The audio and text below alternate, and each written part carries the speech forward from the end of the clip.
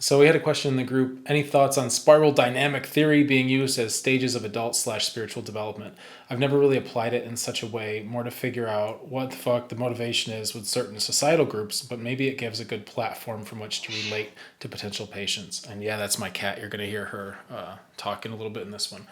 So this is a really cool question, and spiral dynamic theory is something that's come up before with the group, and there are a lot of these ways to kind of categorize like people and what they're all about. So here's what she shared this, and I'll just screenshot this and post it here below. But there are a lot of ways to kind of categorize humans, right? We have in Eastern medicine, we've got all these different ways to look at things like yin yang, five phase theory, this kind of stuff. And it's really interesting when we start personality archetyping and looking at human design, Jovian archetypes, looking at even like astrology, right? And all this kind of stuff. Oh, I'm an Aquarius, what does that say about me?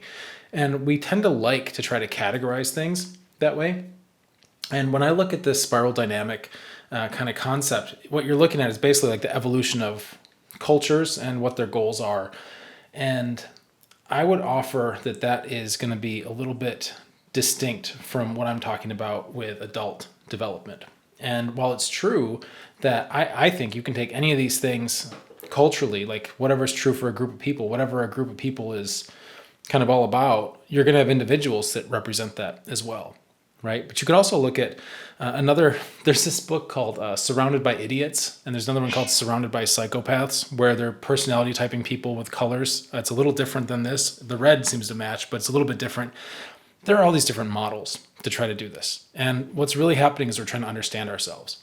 So what I'll share with you here is kind of how I'm looking at this. But if you take the spiral dynamics, and I'm just going to abbreviate, and you can look at the full screenshot here. But basically, if you've got this kind of gradient, and we've got 7 things here like this, and you got purple and red, and then blue, orange, green, yellow, and turquoise. And the implication here is that we're kind of in an ascending order as we evolve, right? With basically our values. We're going from protection, control, conformity, achievement, relationship, learning, experience. It a little bit kind of follows the Maslow's like hierarchy, right? Similar kind of thing. Follows a little bit of the chakra model, right? That kind of thing. You'll see a lot of these where we're looking at values and themes, right? Evolving through time, which is kind of cool and interesting.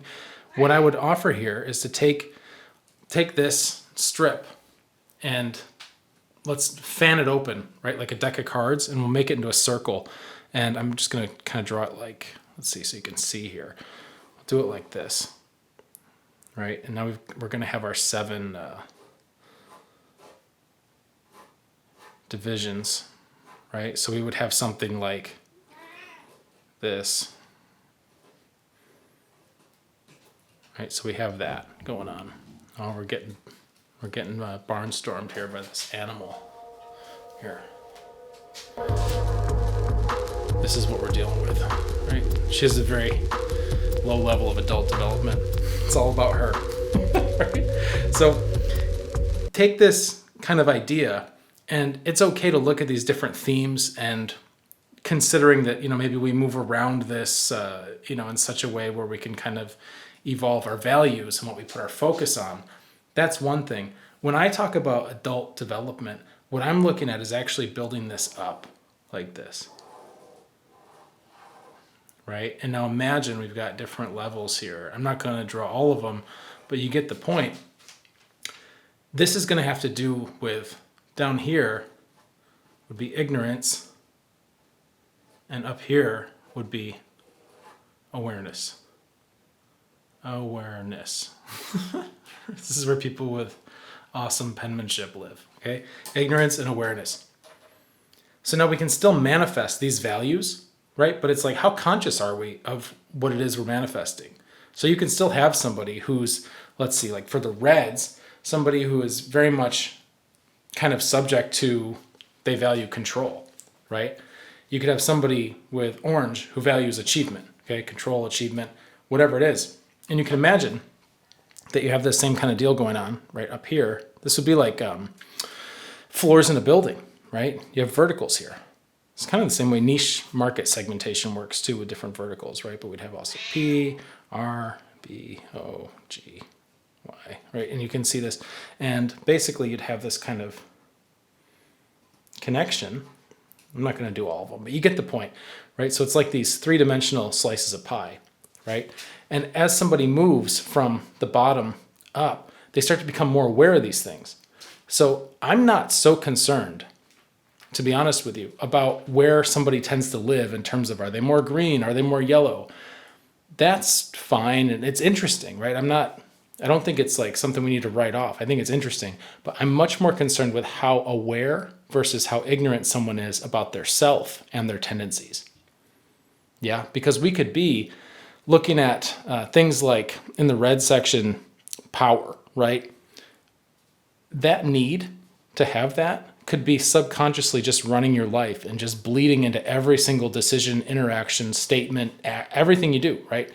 Because you're not aware of it as an underdeveloped adult.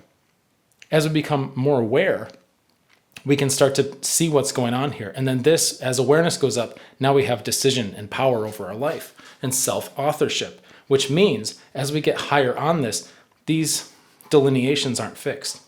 Because this is another myth for all these personality type kind of assessments, is that, oh yeah, you're this one and I'm this one and this one.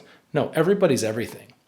We all have all this, right? It's just going to be a matter of how dominant, you may have certain traits. 1, 2, 3, 4, 5, right? Maybe that one's tiny. You're going to have everything, just like the 5 phases. You can't just say like, oh, I'm a really metal person, so I don't have any earth. Of course you have earth. You have a digestive system, right? It's like there's earth in the year. You can't be rid of it entirely. So as we ascend up and get more awareness, more adult development, we actually can start to internally remix these things as we choose. So if maybe down at the bottom here, maybe you have a very high amount of red, right? But as you become more mature as an adult, you can now modulate that, right? You can turn it down, you can turn it up. You can do all kinds of things depending on what the situation requires. And this is a lot of what I'm looking at when I look at twisted archetypes, right? Which if you haven't already been through this within the program, it's 5 hours of archetypes and how that matter. Like I really whittled it down. So it's all things that matter in terms of our job as being doctors, healers, leaders, right? Teachers, and the people that come into our world and the roles that they play and the roles that they want us to play. Right. So you need to be aware of that because the archetypes is the same thing, right? You could just, instead of R and B, you could have princess and empath and artist and martyr and all these things. We all have all of it. We all have all of it. We're all capable of all of it. The difference is being up here at a level where you can see what you're doing. You can see and understand the games that you play and why. You can see and understand the games that other people play and why. You can choose and decide to opt out of them or opt in. Right? It can be consensual. Just because, if you have like a certain level of awareness around this stuff, it doesn't mean that you don't want to play the game sometimes. It doesn't mean you can't be flirty with your spouse or your partner and kind of fall into some of the roles, right? But it's a different deal because it's aware and conscious. It's not just default, grasping and aversion, right? This is where we take self-authorship over our existence and our experience and our effect on other people. This is Shen development, right? All this stuff happens up here. So it doesn't really matter to me what kind of constitution you have, what kind of tendencies and predispositions you have, right? That doesn't matter as much as how high up on this are you in terms of what you're not afraid to find out, right? Because as we start to go up, we have to be able to look inside. This is personal cultivation. We got to be able to look inside here. And we got to be able to not be afraid that we won't like what we see, right? Or if we see something we don't like, that, oh, that means I'm unlovable, all this kind of stuff. We get triggered, right? The higher up you go on here, nothing can fucking trigger you. If you're aware of all this stuff, you don't get triggered anymore. But again, this is one of those lonely at the top kind of deals because you live in a world where it's like everybody you meet is operating here or below. Yeah, like if you've got stage 5 for Keegan's type development, maybe you got stage 5, 4, 3, down here's a fucking mess, right? You don't want to be anywhere near that.